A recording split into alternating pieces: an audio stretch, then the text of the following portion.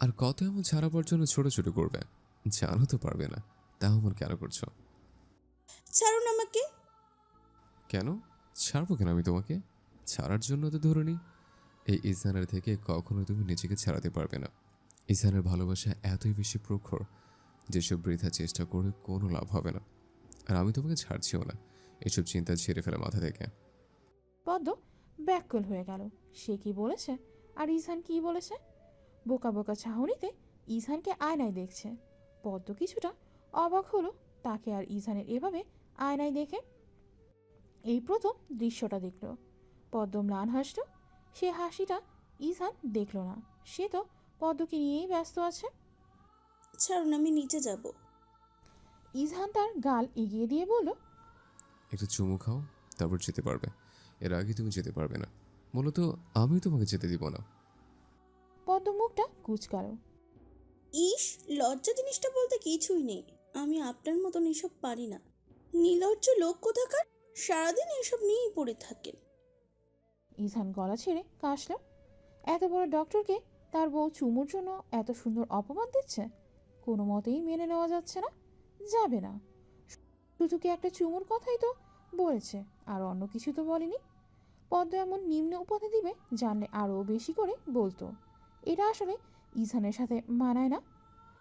শোনো পদ্মফুল, এসব নিম্ন উপাধি তোমার ডাক্তার সাহেবের সাথে মানায় না। তিনি বড্ড বেশি বেসামাল পুরুষ। আশা করি বুঝতে পেরেছ। যদি না বুঝো, তাহলে কাল রাতের কথা সুন্দর করে বিশ্লেষণ করব, তারপর বুঝতে পারবে। পদ্ম লজ্জায় মাথা নিচু করে ফেলল। কাল রাতের কথা মনে পড়তেই এক অজানা লজ্জা তাকে এসে ভর করল। মানুষটা দিন দিন কেমন জানি হয়ে উঠছে। কথাবার্তা ঠিক মতো বলছে না, আবার নতুন শব্দ বের করেছে বিবিজান। মুহূর্তেই পদ্মের মুখে লাল আভা ছড়িয়ে যেতে লাগলো। ইচ্ছে করছে ইজহানের বুকে মুখ লুকিয়ে ফেলতে, কিন্তু না, সেটা করা যাবে না। না হলে ডাক্তার সাহেব আরও বেশি বেশি লজ্জা দিবেন। আপনি একটা নির্লজ্জ নির্লজ্জ নির্লজ্জ। ইজহান গা ছাড়া ভাব নিয়ে বলল, হুম, এখন ছেড়ে দিন না। পদ্ম, তোমাকে এখন একদম পরিপূর্ণ লাগছে। এই যে, তোমার শরীরের প্রত্যেকটা অংশে আমার স্পর্শ লেগে আছে। তুমি কি অনুভব করতে পারো? এইজান যে তোমার মন চুরি করেছে, সেটা পারো অনুভব বলতে পারবে? এইজানের হৃদয়ে যে পদ্মফুল লেখা, তুমি কি সেটা জানো? পদ্ম শুধু ইজহানের কথা শুনছে, আর কিছু বলার ভাষা নেই। ডাক্তার সাহেব যে কিভাবে কথাগুলো বলছে কে জানে। সে তো আমাকে বলে, আমি তার স্পর্শ অনুভব করতে পারি কি না। আচ্ছা, সে যে পদ্মকে লজ্জা দেয়, তার কথায় যে পদ্ম লজ্জা পায়, তা কি সে অনুভব করতে পারে? পদ্ম একধারে ফ্লোরেই তাকিয়ে আছে। ইজহানের ঠোঁটের স্পর্শ পদ্মের গালে পেতেই পদ্ম হড়বড় করে সরে যেতে লাগলো। সাথে সাথেই পদ্মকে ইজহান গভীরভাবে জড়িয়ে ধরল। আগে পারমিশন নিয়েছি, এখনও সেটাও নিব না। সে সহ্য করে থাকতে হবে তোমায়। ইজনিয়ার কথা শুনে পদ্ম খুব লজ্জা পেল। আজ ইজহানের জন্য তাকে এসব কারণে লজ্জা পেতে হচ্ছে। পদ্ম মাথা তুলে ইজনিয়ার দিকে তাকালো। ইজনিয়া দাঁত কতগুলো দেখিয়ে হাসছে। পদ্ম বুঝছে তার সাথে মজা নেওয়া হচ্ছে, তাই বলে একেবারে শাশুড়ির সামনে। মুনিরা শেখও পদ্মকে দেখল। তিনিও মিটিমিটি হাসছে। কি এক রুদ্ধশ্বাস পরিস্থিতি! পদ্ম কি করে বুঝছে না। আজই ইজহানকে বলতে হবে, এমন যেন আর কখনো না করে। তার এত বেশি ভালোবাসা পদ্মের প্রতি যে এখন সবার সামনে বেঘরে লজ্জা পেতে হচ্ছে। মা, আমি হসপিটাল যাচ্ছি। ইজহান রেডি হয়ে হসপিটালে যাচ্ছে। ইজহান পদ্মের দিকে তাকালো। পদ্ম রাগ দেখিয়ে মুখটা ফিরিয়ে নিল। ইজহান এটার মানে বুঝলো না আবার কি হয়েছে যে একেবারে তাকে দেখে মুখ ফিরিয়ে নিয়েছে। তবে ইজহান কিছুই বলল না। আচ্ছা, সাবধানে যাস বাবা। ইজহান মুচকি এসে বেরিয়ে গেল হসপিটালের উদ্দেশ্যে। পদ্মকে কিছু বলল না যাওয়ার সময়, এই জন্যই সে শুক্রিয়া আদায় করছে, কারণ না হলে ইজনি আপু সবার সামনে তাকে লজ্জা দিবে। পদ্ম যতই রাগ করুক, তবুও ইজহানের যাওয়ার দিকে তাকিয়ে আছে। পদ্ম তার শাশুড়ির সাথে দাঁড়িয়ে দাঁড়িয়ে রান্না করছে, আর দুজন মিলে একেবারে রান্নাঘরকে গল্প ঘর বানিয়ে দিল।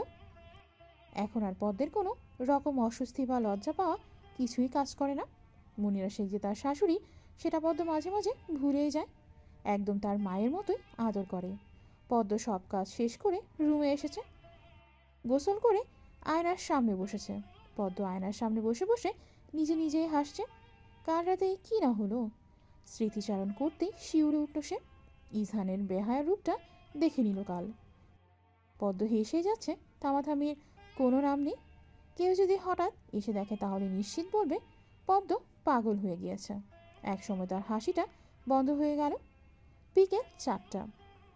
পদ্মের আর মন চাচ্ছে না রুমে একা থাকতে। সেই যে খেয়ে এসে শুয়েছিল, এখনও শুয়েই আছে। তার মূলত ঘুম আসছিল না, তাই শুয়ে শুয়ে ভবিষ্যৎ নিয়ে চিন্তা করতে থাকলো। আবার অতীতের কিছু কথাও স্মরণ করলো। এসব করতে করতে 4টা বেজে গিয়েছে। এখন আর ভালো লাগছে না, তাই ইজনিয়ার রুমে গেল। ইজনিয়া পায়ের উপর পা তুলে ফোন দেখছে। পদ্ম দরজায় টোকা দিল। ইজনিয়া ঠিকঠাক হয়ে বসেছে, গলা উঁচু করে বলল ভেতরে আসতে। পদ্ম গুটিসুটি পায়ে ভেতরে ঢুকলো। ওহ ভাবি, তুমি এসেছো? আমি আরও ভাবলাম কে না কে এসেছে। জি আপু, একা একা ভালো লাগছিল না তাই এসেছি। তুমি কি কোনো কাজ করছো? না হলে চলে যাব। ইজনিয়া সাথে সাথে উত্তর দিল, আরে না না, বসো। আমারও একা ভালো লাগছিল না, তাই ফোন দেখছিলাম। তুমি এসেছো ভালোই হয়েছে। এখন একটু বসে বসে গল্প করতে পারবো। পদ্ম হাসল। ইজনিয়া আবারও বলল, তোমার সাথে তো এখন ভাইয়ার সম্পর্ক খুব ভালো, তাই না? পদ্ম লজ্জা পেল, মুখে কিছু বলল না। তুমি না বললেও আমি বুঝেছি। কাল কি ভাইয়া খুব আদর করেছিল? হুম। ইজনিয়া হাসতে হাসতে অবস্থা খারাপ করে। আর এইদিকে পদ্ম তবদা খেয়ে বসে আছে। এসেছিল গল্প করতে, এখন দেখি লজ্জা দিচ্ছে। এখানে বসে থাকা মুশকিল হয়ে যাচ্ছে। আপু, তোমার এসব কথা শুনে আমার কান গরম হয়ে যাচ্ছে। আমি তো গল্প করতে এসেছিলাম, এখন দেখছি লজ্জা দিচ্ছ। ইজনিয়া পদ্মের চিবুক ধরে বলল, ওলে আমার ভাইয়ের লজ্জাবতী সকিনা। পদ্ম মাথাটা নিচু করে রইল। ইজনিয়া আর এসব নিয়ে কোনো কথা বলল না, কারণ তার ভাবির মুখ যে পরিমাণে ব্লাশ হচ্ছে, একটু পর তো লজ্জায় অজ্ঞান হয়ে যাবে। তখন তার ভাইয়ের দৌড়ানি খাওয়া লাগবে। পদ্ম আর ইজনিয়া একটা লম্বা সময় ধরে আলাপ জুড়ে দিল। পদ্ম তো বরাবরের মতোই বেশি কথা বলা মানুষদের পছন্দ করে, আর ইজনিয়া হলে তো কোনো কথাই নেই। পদ্ম মাঝে মধ্যে বুঝতে পারে না এটা কি আসলেই তার শ্বশুর বাড়ি কিনা, কারণ এই শ্বশুরবাড়ি নিয়ে অনেক বাজে ধারণা তার ছিল। তার ফুফাতো বোনকে তার শ্বশুরবাড়ির মানুষগুলো খুব শারীরিক মানসিকভাবে অত্যাচার করত। শেষ পর্যন্ত ছাড়াছাড়ি হয়ে গিয়েছে। সেই থেকে পদ্ম বিয়ে আর শ্বশুরবাড়ি এই দুটো জিনিসকে ভয় পেত। তবে শেখ পরিবারকে দেখে তার ধারণা পাল্টে গিয়েছে। তারা অমায়িক মনের মানুষ। সে কখন মুনিরা শেখ পদ্মকে বললেন ইজহান এসেছে, সে যেন রুমে যায়। কিন্তু পদ্ম যায়নি, বসে বসে এখনো কথা বলছে। ইজহান তার মায়ের থেকে শুনেছিল পদ্ম ইজনিয়ার রুমে। পদ্ম জানে ইজহান এসেছে, তাও রুমে আসছে না। এখন আর বরের জন্য মায়া মমতা কিছু নেই। ইজহান একা বসে দুঃখ প্রকাশ করছে। তার কপালে জুটেছে একটা। পদ্ম, রুমে আসো। ব্যাস, পদ্মর কথা বন্ধ হয়ে গেল। পিছন ফিরে দেখে ইজহান দরজার সাথে হেলান দিয়ে দাঁড়িয়ে আছে। আর ইজনিয়া সে তো দাঁত কতগুলো দেখিয়ে হাসছে। আসছো না কেন? আর কতবার বলতে হবে তোমায়? পদ্ম মৃদু কেঁপে উঠল ইজহানের ধমকে। ইজনিয়া ইশারা করলো যাওয়ার জন্য। পদ্ম উঠে ইজহানের কাছে গেল।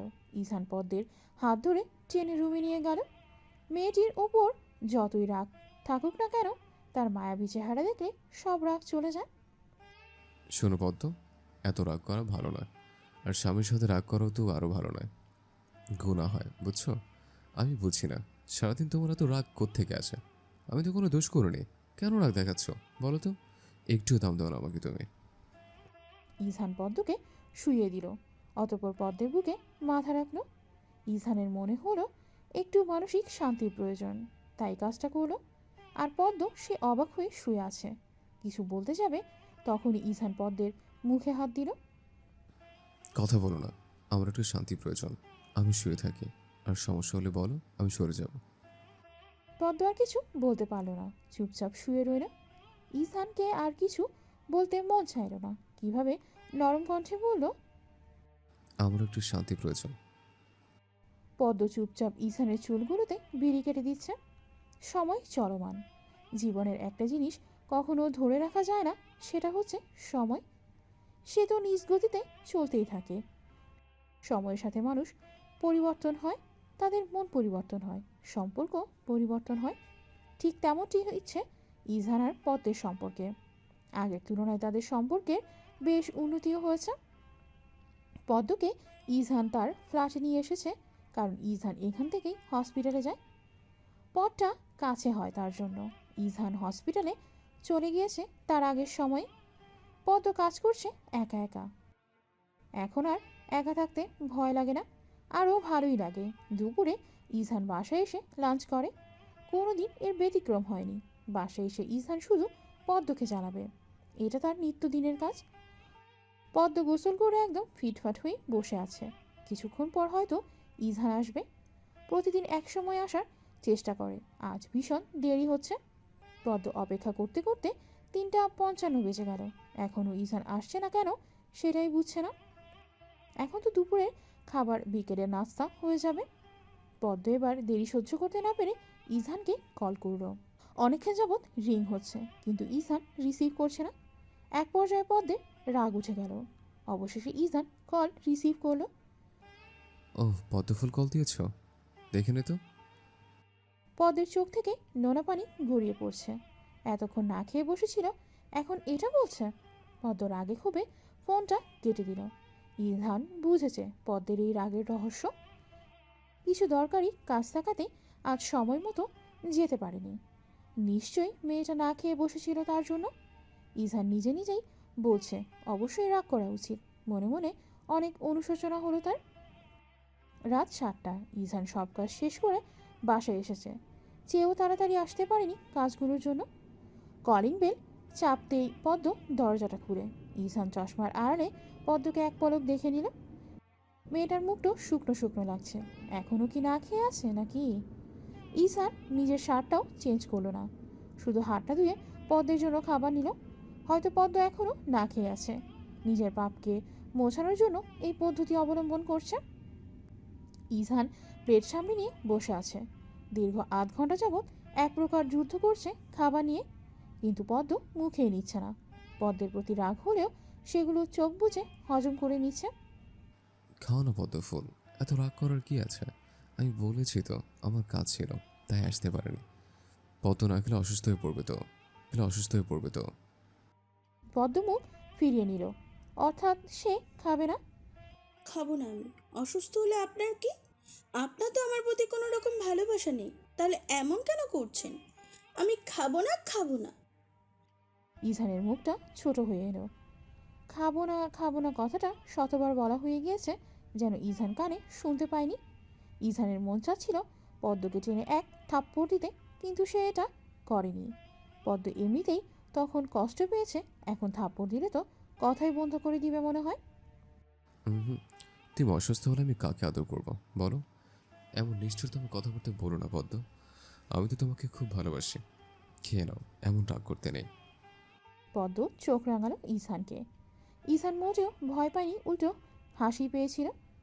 দাঁতে দাঁত চেপে হাসি আটকে রাখলো। এভাবে চোখ রাঙিও না, আমি খুব ভয় পেয়েছি।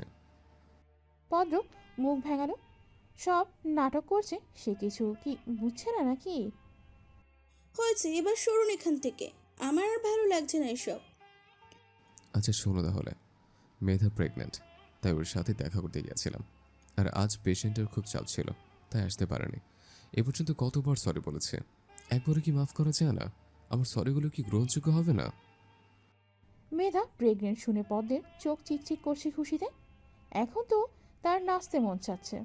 ইস, মেধা আপু তো একবারও বলেনি তাকে। যাই হোক, সে তো শুনেছে, এই খুশি কোথায় রাখবে? পদ্মের এমন মনে হচ্ছে যেন তার নিজের বাচ্চা হবে। পদ্ম খুশি হয়ে ইজহানের হাত ধরল। সত্যিই মেধা আপু প্রেগনেন্ট? ইজহান স্বাভাবিক কণ্ঠে বলল। জি ম্যাডাম। পদ্ম ইজহানের হাতে থাকা প্লেটের দিকে তাকালো। পরক্ষণেই আবার বলল, আমি ভাত খাবো, কিন্তু কথা হচ্ছে আমাকে মেধা আপুর কাছে নিয়ে যেতে হবে। আমি আপুর সাথে দেখা করব। যদি আপনি রাজি থাকুন তো খাবো। নাহলে আপনি আজ আমাকে সারা দিন চেষ্টা করেও খাওয়াতে পারবেন না। ইজহান রাজি হলো পদ্মের কথায়। পদ্ম খেয়ে দিয়ে এখন রেডি হচ্ছে। ইজহান নিঃশব্দে পদ্মের কাণ্ড কারখানা দেখছে। এক দীর্ঘশ্বাস বেরিয়ে এলো ভেতর থেকে। এই পিচ্ছি মেয়েকে সারা জীবন সহ্য করতে হবে তার। ইজহান পদ্ম মেধার বাসায় আসতো। মেধা তো ইজহান পদ্ম মেধার বাসায় আসতো। পদ্ম তো মেধাকে পেয়ে খুব খুশি। মেধাকে ছেড়ে আসতে মন চাচ্ছিল না, কিন্তু ইজহান তাকে নিয়ে চলে এসেছে। কারণ মেধার বাসায় এমনই অনেক মেহমান ছিল। অন্য সময় হলে রেখে আসতো পদ্মকে, কিন্তু আজ সম্ভব না। ল্যাপটপে এত কি দেখছেন আপনি? ইজহান আছোয়া হয়ে ল্যাপটপে কিছু মেডিসিন নিয়ে রিসার্চ করছিল। তার পাশে পদ্ম শুয়ে আছে। ঘুম আসছিল না, তাই ইজহানের দিকে তাকিয়ে আছে। সে তো ল্যাপটপে ডুবে আছে। আশেপাশে যে কিছু হচ্ছে বলতেও পারবে না বোধ হয়। কাজ করছি, তুমি ঘুমাও। কি কাজ করছেন? আপনার কাজ তো শুধু রোগী দেখা, তাহলে এটাই কি করছেন? ইজহান উত্তর দিল না। পদ্ম উঠে বসেছে। পদ্ম ইজহানের থেকে ল্যাপটপ নিয়ে আসলো। ইজহান গলা উঁচু করে বলল, আরে কি করছো, এটা দাও। পদ্ম কিছু না বলে ল্যাপটপটা সরিয়ে ইজহানের গলা জড়িয়ে ধরল। আমার একটা বাবু লাগবে ডাক্তার সাহেব। মেধা আপুর মতন আমাকেও একটা বাবু এনে দিন। ইজহান হাসছে পদ্মের অপ্রাসঙ্গিক কথা শুনে। সে নিজেই বাচ্চা, আবার আরেকটা বাচ্চা চায়। বাচ্চার থেকে বাচ্চা হবে? কোনো ভূত এখন মাথায় চেপে বসেছে কে জানি। এখন এই আতপাগলটাকে সামলাবে কিভাবে? ইসান বুঝছে না হঠাৎ পদ্ম বাচ্চার জন্য এমন পাগলামি করছে কেন। দিন দিন সীমা অতিক্রম করে ফেলছে মেয়েটা। সারাদিন পদ্মের এমন প্যারা আর সহ্য হচ্ছে না। তুমি এখনো নিচেই বাচ্চা, আবার কোন মুখে বাচ্চার কথা বলো? পদ্ম মুখটা কুঁচকে ফেলল। ইসানের এই কথা তার পছন্দ হয়নি। আমি আমার মুখ দিয়েই বলেছি আপনার কোনো সমস্যা? আর আমি বাচ্চা, তাহলে আদর করার সময় মনে রাখেন না কেন? ইসান হু হু করে হেসে উঠল। ইসানের হাসি পদ্মের ভালো লাগলো না। আদর করা আর বাচ্চা গিফট দেওয়া অনেক পার্থক্য আছে। পদ্মের মন মানল না ইজহানের কথায়। মেধা আপুর বাচ্চা হবে, তাই এখন তারও বাচ্চা লাগবে। তারপর দুজন প্রেগনেন্ট হয়ে সারাদিন আড্ডা দিবে। আপাতত যে কোনো মূল্যে তার বাচ্চা চাই। হুম, আপনার কথা আমি মানতে চাচ্ছি না। আমার একটা বাচ্চা লাগবে ইজান ভাইয়া। ইজহানের চোখ কপালে। এই পদ্মকে চিনতে পারছে না সে। হতভম্ব হয়ে আছে পুরো। বাচ্চার শোকে পাগল হয়ে এখন বরকে ভাই রাখছে। পদ্মকে পাগল ভেবেছিল, এখন দেখে পুরাই পাগল মেয়েটা। পদ্মের ভাইয়া রাখা ইজহানের পছন্দ হয়নি। জোর করে নিজের থেকে পদ্মকে সরিয়ে দিল। ইজহান পদ্মের মুখ চেপে ধরল। খুবই হালকাভাবে ধরেছে, যেন ব্যথা না পায়। গম্ভীর কণ্ঠে বলল, তুমি নিশ্চয়ই তোমার কোনো ভাইকে বিয়ে করোনি, রাইট? পদ্ম মাথা নাড়ল। অর্থাৎ ইজহানের বলা কথাটা সত্যি। তাহলে আর কখনো ভাই ডাকবে না। এসব আমার পছন্দ না। নেক্সট টাইম যেন তোমার মুখে এসব না শুনি, তাহলে খুব খারাপ হয়ে যাবে। পদ্ম ইজহানের গালের দাড়িগুলো আলতো করে ছুঁয়ে দিল। আহ্লাদি কণ্ঠে বলল, আচ্ছা বলবো না, কিন্তু আমার একটা বাচ্চা লাগবেই লাগবে। ইজহান বিরক্ত হলো। প্রচুর বিরক্ত সে। আর ভালো লাগছে না পদ্মের এসব কথা শুনতে। নিজে তো পাগল, এখন তাকেও পাগল বানাতে চাচ্ছে। ইজহান দিল ধমক পদ্মকে। সবসময় ফাজলামো করবে না। এখনো বয়স হয়নি বিয়ে করার, তাও বিয়ে হয়েছে। এখন আবার কিসের পাগলামো শুরু করেছ? এ বয়সে বাচ্চা নেওয়া কতটা রিস্ক বোঝো তুমি? শুধু বললেই হয় না সবকিছু। সময় হলে ঠিকই বাচ্চা হবে। এখন চুপচাপ ঘুমাও। পদ্ম কেঁদে দিল ইজহানের কথায়। সুন্দর মতো বললেই তো হতো, এভাবে ধমক দিয়ে বলার কি আছে? মানুষটা দিন দিন খারাপ হয়ে যাচ্ছে। একটুও ভালো করে কথা বলে না। আপনি আমাকে আজ দুবার কাঁদিয়েছেন। আপনার কি মনে একটুও মায়া দয়া নেই, বদলোক? আর আমার কাছে আসবেন না আপনি। এখন আর আমাকে ভালো লাগে না, জানি তো। সোজা সবটা বলে দিন, আমি গ্রামে চলে যাব। প্রচণ্ড বিরক্ত হলো। ইজহান একে তো সারাদিন শুধু তাকে জ্বালাচ্ছে, তার উপর এখন আবার কাঁদছে। শুধু বললেই কেটে দেয়। তাই বেশিরভাগ সময়ই ইজহান তার কথাগুলো হজম করে নেয়। ছোট মানুষ বলে কোনো রকম কষ্ট দিতে চায় না। উঁচু গলায়ও কথা বলে না। তার মাঝে মাঝে নিজের এই রাগটাকে কন্ট্রোল করতে পারে না সে। আমার তো সবসময় আমার নিজের ব্যক্তিগত পদ্ম ফুলকেই ভালো লাগে। শোনো, তুমি আরেকটু বড় হও, তারপর বাচ্চা নিয়ে ভাববে। ঘুমাতে পদ্ম ফুল। আছে, তাহলে আপনিও আমাকে আর আদর করতে পারবেন না। যদি আমার কাছে এসেছেন তো দেখবেন পদ্মের আসল রূপ, অসহ্যকর লোক। পদ্ম অন্যদিকে ফিরে গেল। ইজহান পদ্মকে বেশি জোর করলো না। সকালে উঠলে ঠিকই রাগ কমে যাবে, এমন রাগ দেখায় যেন আর কখনো কথা বলবে না। পরে নিজে আসে কথা বলার জন্য। ইজহান পদ্মের পাশ থেকে ল্যাপটপটা নিল। মনে মনে বলেছে ভালোই হয়েছে পদ্ম অন্যদিকে ফিরে শুয়েছে, এখন সে একটু কাজ করতে পারবে। ইজহান বেশ খুশি হয়েছে। অতঃপর আবার কাজে মন দিল। সবার উপরে তার কাজ, পেশা, এগুলো ছাড়া সে কিছু ভাবতেই পারে না। দরকার পড়লে সে পৃথিবীর মায়া ছেড়ে দেবে, তাও নিজের পেশা থেকে এক চুলও নড়বে না। এই একটা জিনিস দিয়ে সে মানুষের সেবা করতে পারে। এর থেকে আর ভালো কাজ কী বা হতে পারে? এই জন্য এই পেশাটা তার এত পছন্দের। রাত 2টা, ইজহানের কাজ শেষ হলো। এখন প্রচণ্ড ঘুম পাচ্ছে। চোখ থেকে চশমাটা খুলে রাখলো। তারপর পদ্মের পাশে শুয়ে পড়েছে। পদ্মকে জড়িয়ে ধরার সময় ইজহান শুনতে পেল পদ্ম বিড়বিড় করছে, আমার বাচ্চা লাগবে। ইজহান পদ্মের ঘুম ঘুম কণ্ঠে এই কথা শুনে হাসল। ঘুমাচ্ছে, তাও বাচ্চার কথা সরছে না মুখ থেকে। এটা পুরাই পাগল। আর এই পাগলটাকেই ইজহান বেশি পছন্দ করে। পদ্মকে পেছন থেকে জড়িয়ে ধরে পদ্মের ঘাড়ে মুখ ঢুকালো। এই যে তার এখন বেশি শান্তি লাগছে। যখন পদ্মকে এভাবে জড়িয়ে ধরে মনের ভেতরে এক ভালো লাগা কাজ করে। ইজহান উঠে পদ্ম সেই ঘুমন্ত মায়াবী চেহারা দেখে নিল। পদ্মকে এভাবে ঘুমাতে দেখে ইজহানের মনে হলো তার প্রাণটা যেন এখানেই লুকিয়ে আছে। পদ্মের কানে হালকা করে অস্ত্র ছুঁয়ে আবারও জড়িয়ে ধরল খুব গভীরভাবে। সারাদিন পরিশ্রম করে রাতে একটু শান্তি পদ্মই দেয়। সকাল 8:30, পদ্মের ঘুম ভাঙল, তাও তীব্র রোদের আলোয়। যেন সূর্যমামা তার দিকেই মুখটা করে রেখেছে। পদ্মের চোখ মুখ কুঁচকে এলো। উঠে গিয়ে পর্দাটাও দিতে পারছে না, কারণ ইজহান তাকে খুব শক্ত করে জড়িয়ে ধরে রেখেছে। ইজহানের সব নিঃশ্বাসগুলো আশ্রে পড়ছে পদ্মের ঘাড়ে। চোখটা বুঝে অনুভব করতে পারল সুন্দর এক অনুভূতি। হঠাৎ তার মাথায় কাল রাতের কথাগুলো চলে আসলো। পরক্ষণের আগে মুখটা লাল হয়ে উঠল। একদিক দিয়ে বাচ্চা চায় না, এখন জড়িয়ে ধরে দিব্যি ঘুমাচ্ছে। একে তো রাগ ইজহানের উপর, আবার রাগ হচ্ছে সূর্যমামার উপর। দুজন যেন ইচ্ছে করেই সকাল সকাল তাকে বিরক্ত করতে এসেছে। ইজহানকে জোর করে নিজের থেকে সরিয়ে দিল। ইজহান তো ঘুমিয়েছিল, তাই পদ্মকে কিছুই করতে পারেনি। পদ্ম সকালে নাস্তা বানাচ্ছে। আজ শুক্রবার, তাই ইজহানও হসপিটালে যাবে না।